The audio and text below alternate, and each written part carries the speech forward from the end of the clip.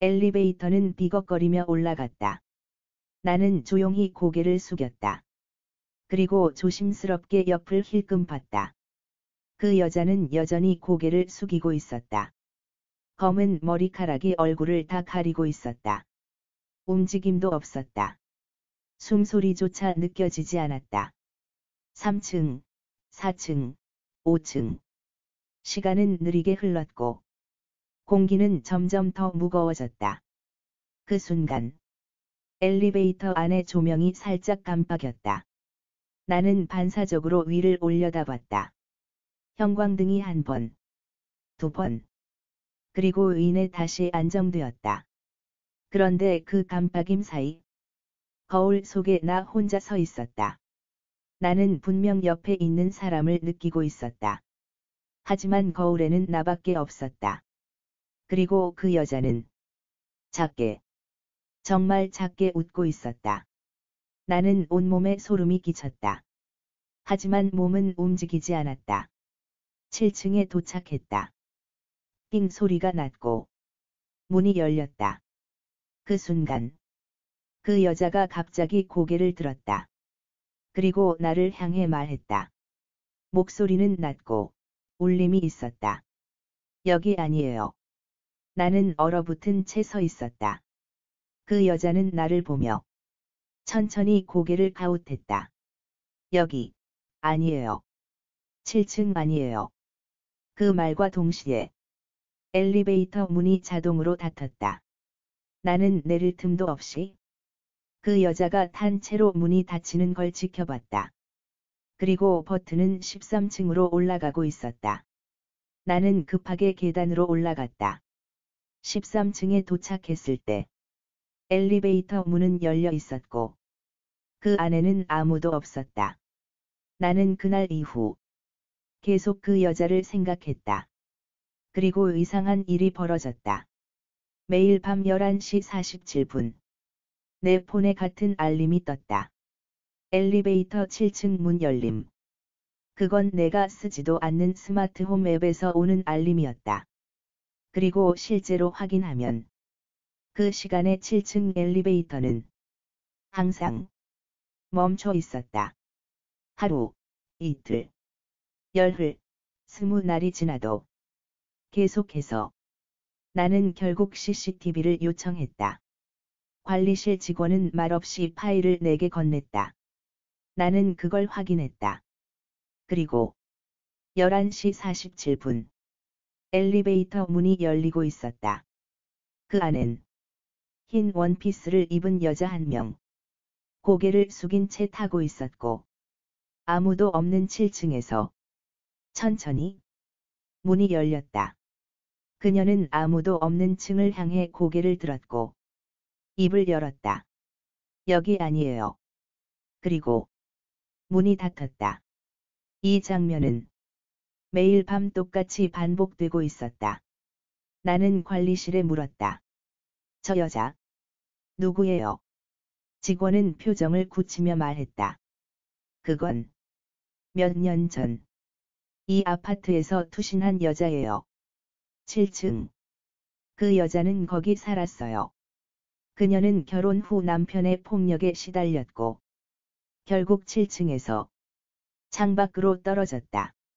그녀는 생전에 엘리베이터를 탈 때 항상 고개를 숙이고 있었다고 한다. 나는 말이 막혔다. 그날 밤 나는 일부러 11시 47분에 엘리베이터를 탔다. 버튼을 누르지 않았다. 그저 서 있었다. 문이 닫히고 천천히 올라갔다. 그리고 7층에서 문이 열렸다. 그녀는 거기에 있었다. 이번엔 나를 보지 않았다. 그저 작게 말했다. 여기 아니에요. 나는 물었다. 어디가? 맞는 곳인데요. 그녀는 천천히 고개를 돌렸다. 그리고 아주 낮게 속삭였다. 내려가야 해요. 엘리베이터는 그 말과 함께 스스로 내려가기 시작했다. 1층을 지나 지하 1층, 지하 2층, 그리고 존재하지 않는 층. B3. 버튼에는 없는 층. 지하 3층. 문이 열렸다. 검은 복도. 아무것도 보이지 않는 공간. 차가운 바람. 그녀는 나를 보며 천천히 말했다. 이제 저기 들어가요. 당신도 봤으니까. 나는 재빨리 문을 닫았다. 버튼을 마구 눌렀고 엘리베이터는 겨우 올라가기 시작했다. 그 이후로 나는 밤 11시 47분엔 절대 엘리베이터를 타지 않는다. 하지만 여전히 스마트폰엔 같은 알림이 온다. 엘리베이터 7층 문 열림. 나는 가끔 꿈을 꾼다. 그녀가 내게 묻는다. 왜 안 타요? 나는 대답하지 못한다.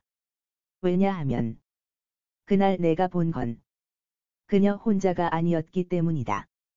그녀의 발치엔 작은 그림자가 있었다. 아기였다. 말없이 울고 있는 그녀의 아이.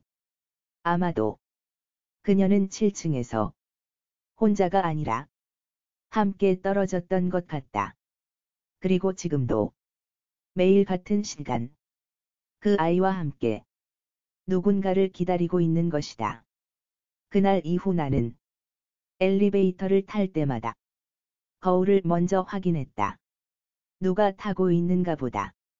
누가 비치지 않는가를 먼저 보게 됐다. 그리고 이상한 일은 그날로 끝나지 않았다. 며칠 후 우리 집 현관문 앞에 이상한 게 붙어 있었다. 작은 포스트잇. 거기엔 정체불명의 글씨체로 이렇게 적혀 있었다. 당신 7층 아니에요. 나는 순간 식은땀이 났다. 누가 우리 집을 7층이 아니라고 했을까? 그 말. 엘리베이터 안에서 그녀가 했던 말과 같았다. 여기 아니에요. 그날 이후 나는 다시 엘리베이터를 탔다. 확인해야 했다. 무언가 똑바로 마주 봐야만 끝이 날 것 같았다. 밤 11시 46분.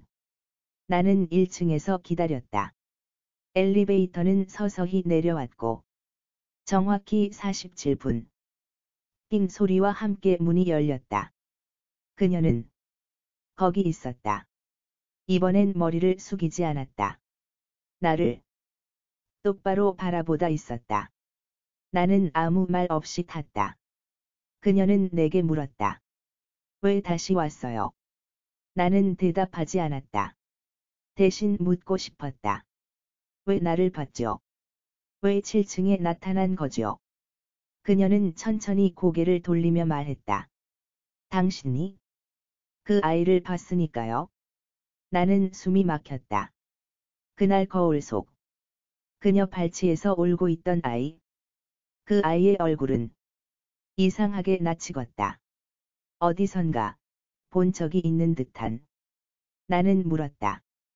그 아이 누구예요? 그녀는 고개를 숙인 채 아주 조용히 거의 속삭이듯 말했다. 내 아이 아니에요. 나는 순간 멍해졌다. 그녀의 아이가 아니었다고. 그럼 누구? 그녀는 대답하지 않았다. 엘리베이터는 움직이지도 않았다. 나는 다시 말하려 했지만 그녀가 먼저 속삭였다. 당신이 잊고 살았던 아이예요. 그 순간 눈앞이 하얘졌다. 기억 저편에서 무언가가 솟구쳐 올라왔다. 초등학교 시절 같은 아파트 단지에 살던 아이. 말이 느렸고 조용했고 항상 혼자였던 아이. 그리고 어느 날 그 아이가 엘리베이터에 혼자 타고 실종되었다는 뉴스. 누군가가 장난으로 13층을 눌렀다고 했던 말. 그리고 그 아이는 무서워하며 울다가 지하로 내려간 뒤 사라졌다고 했던 이야기.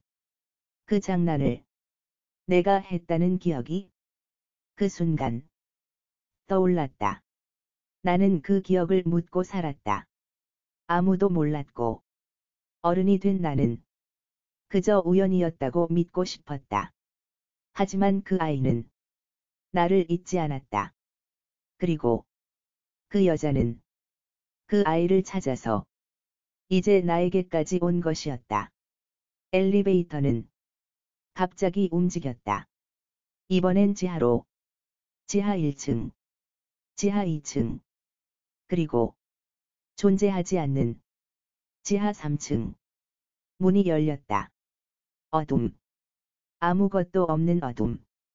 그리고 그 안에 작은 아이가 서 있었다. 고개를 들고 있었다. 나를 보고 있었다. 눈동자엔 원망도 없고 울음도 없었다. 그저 묻고 있었다. 왜 그랬어요? 나는 말을 잃었다. 작은 장난이었다. 깊은 생각은 없었다.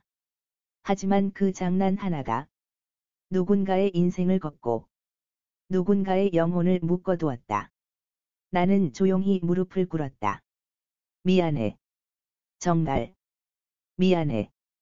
그 순간 그 아이는 내게 다가와 손을 내밀었다. 작고 차가운 손. 그 손을 잡자 엘리베이터가 다시 움직이기 시작했다. 위로.